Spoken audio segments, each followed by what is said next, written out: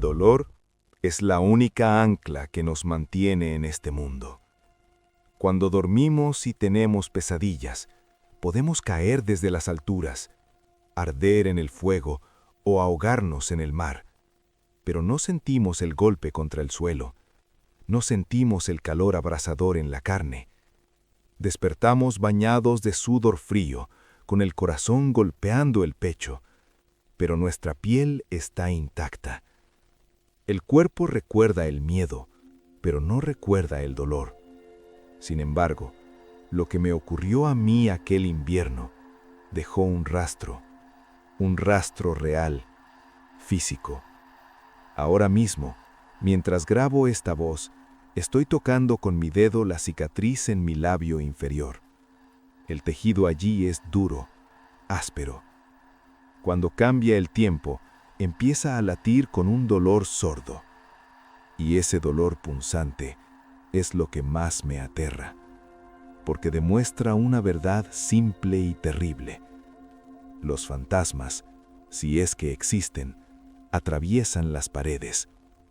Los espíritus son solo ecos, pero aquello que entró en mi casa esa noche tenía peso, tenía olor a polvo viejo y a sudor rancio, y tenía unos puños capaces de romper huesos humanos. Permitidme volver al principio. Todo comenzó no en una noche oscura, ni bajo una tormenta, sino en una mañana soleada de martes. Yo buscaba una vía de escape. Soy escritor, y el ruido incesante de la gran ciudad estaba matando mi capacidad de pensar. Necesitaba silencio, silencio absoluto. Encontré un anuncio en internet, una casa antigua, construida en los años 70, a 40 kilómetros del supermercado más cercano. Alrededor, solo un denso bosque de pinos y una carretera por la que pasa un coche una vez a la semana.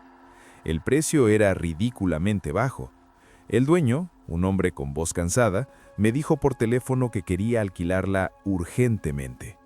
Ni siquiera me pidió documentación. Simplemente instálese, me dijo. Tiene buen aislamiento. Firmé el contrato sin mirar. Cuando entré por primera vez en esa casa, me golpeó el olor. No a humedad, no. Olía a madera seca y a tiempo detenido. Era el olor de un lugar que ha estado vacío demasiado tiempo. Pero a mí me gustó. El primer mes fue parecido al paraíso. Trabajaba de noches, dormía de día. La casa me parecía una fortaleza. Muros gruesos, puertas de roble macizo, ventanas con rejas de hierro forjado en la planta baja. Revisaba las cerraduras cada noche. Era mi rutina sagrada. El clic del cerrojo era para mí el sonido de la seguridad. Estaba absolutamente convencido de que, en kilómetros a la redonda, no había ni una sola alma viva. Pero la soledad es un espejo.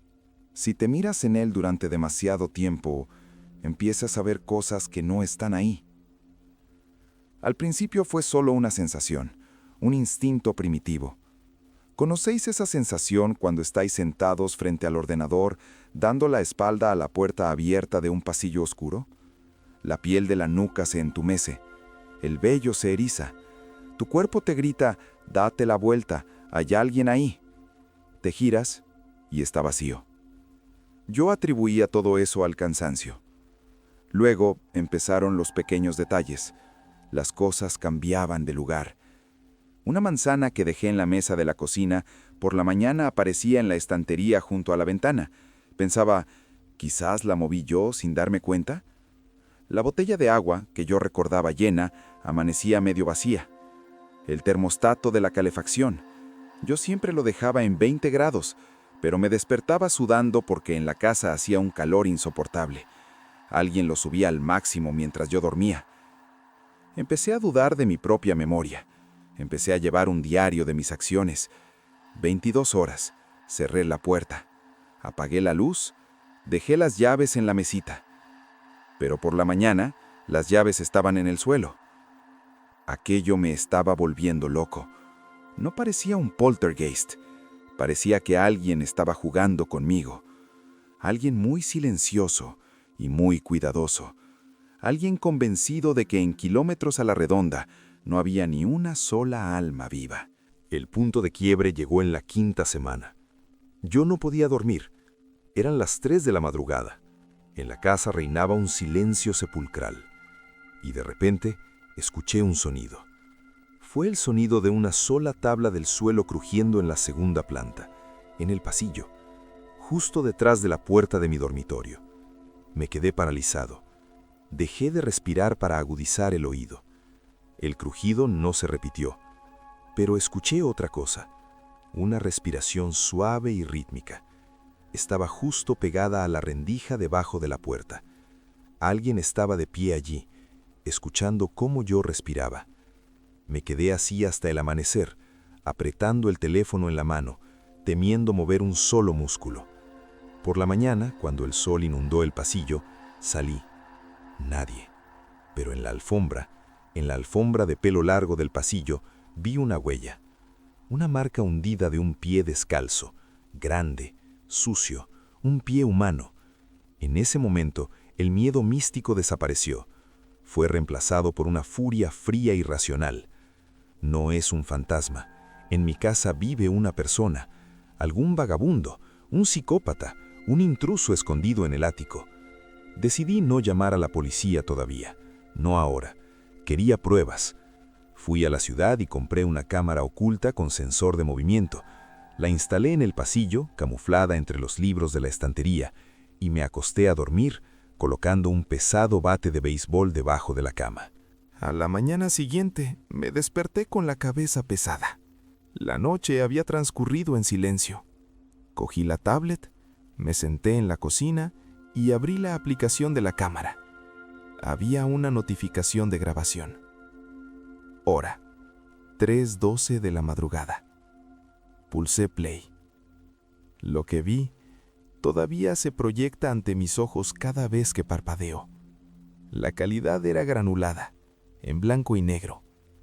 En el video se veía la puerta de la habitación de invitados al final del pasillo. Una habitación en la que yo casi nunca entraba.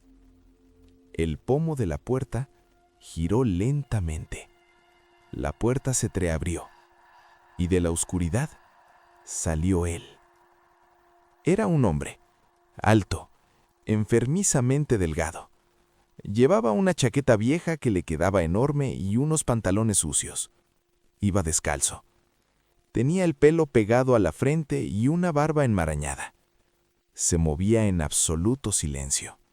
Se acercó a la cámara, pero no miró al objetivo. Caminó hasta la puerta de mi dormitorio.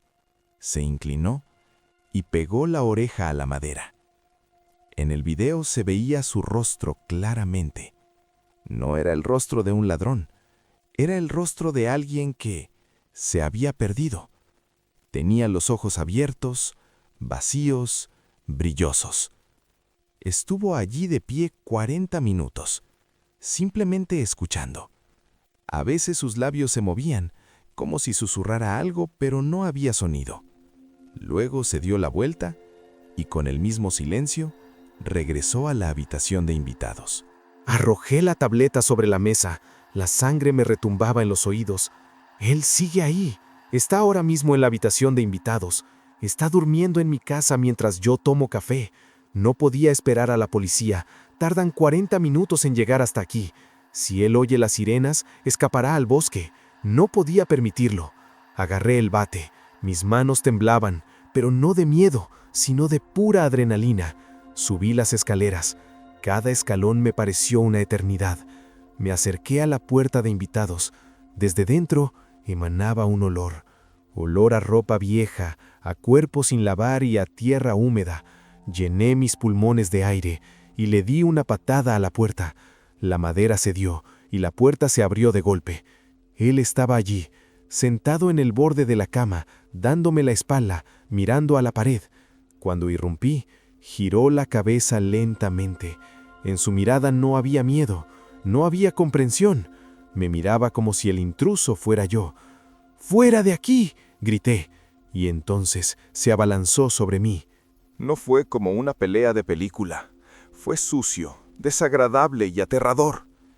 Él emitió un sonido parecido al aullido de un animal herido. Era increíblemente fuerte para un cuerpo tan delgado. Lancé un golpe con el bate, pero él se agachó bajo mi brazo. Chocó contra mí y caímos al suelo. Sentí el hedor de su aliento en mi cara. Me golpeó con el puño en el rostro. Escuché un crujido. El dolor estalló en mi mandíbula. Todo se oscureció por un instante. Sangre, mi sangre, salpicó su cara. Le di un rodillazo en el estómago, lo empujé y agarrando el bate, le golpeé en el hombro. El golpe fue seco. Sentí cómo la madera impactaba contra el hueso. Él gritó. Fue un grito humano, un grito de dolor puro. Se agarró el hombro. De su nariz manaba sangre, negra sobre su piel pálida. Retrocedió.